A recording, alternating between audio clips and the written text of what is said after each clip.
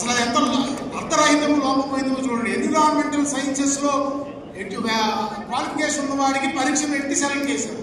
వాళ్ళు ఏమనుకుని వచ్చారు, అదేదో పర్యావరణాన్ని మనం పరిరక్షించేస్తాం అనుకున్నారు. కాదు, మున్సిపాలిటీ వాడు పొద్దున చెత్త ఎత్తే ముఠామేస్తో పాటు 500 నువ్వు ఫోటో దిగి అప్లోడ్ చేయమంటారు. ఆ కాడికి ఎన్విరాన్మెంటల్ సైన్స్ ఎందుకు సార్? 10th క్లాస్ ఫెయిల్ అయిన కూడా సరిపోతుంది కదా.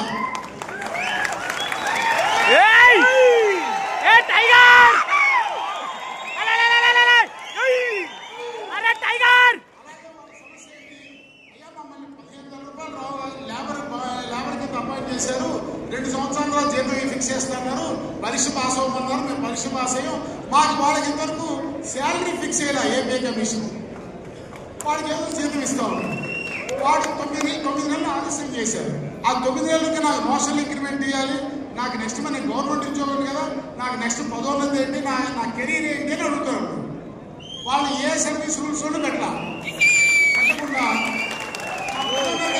పదోన్నతి ఏంటి, మా కెరీర్ సంగతి ఏంటి అని అడుగుతుంటే సమస్య ఒకటైతే పరిష్కారం మరొకటి చూపిస్తున్నారు. సేమ్ ఐఏఎస్ అధికారులు ఎవరైతే బొమ్మలు చూపించి అంతా వాహా ఓహో 90% హ్యాపీనెస్ సాచురేట్ లెవెల్ అని చెప్పారో అదే అధికారులు మళ్ళీ అదే పద్ధతిలో నడిపిస్తూ ఉన్నారు sir.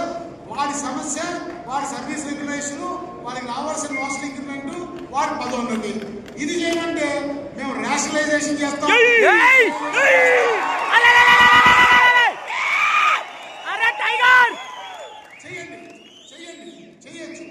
Rationalization, categorization is an administrative affair. That is the domain of the government. అక్కడ ఉన్నటువంటి అవసరానికి తగ్గట్టుగా మీరు గ్రూపింగ్ చేయటము, సచివాలయాన్ని జనాభా ప్రాతిపదికను అవసరం ప్రాతిపదికను మీరు కేటగిరైజ్ చేయటము, ఏ గ్రేడ్ బి గ్రేడ్ చేయటం, ఏ గ్రేడ్ దాంట్లో ఎంతమంది ఉద్యోగుల నెంబర్ ఉండాలి చేయటము, అది కేటగిరైజేషన్ చేయటం, రేషనలైజేషన్ చేయటం మీ administrative domain. But that is not the problem of these people, that is the headache of administration.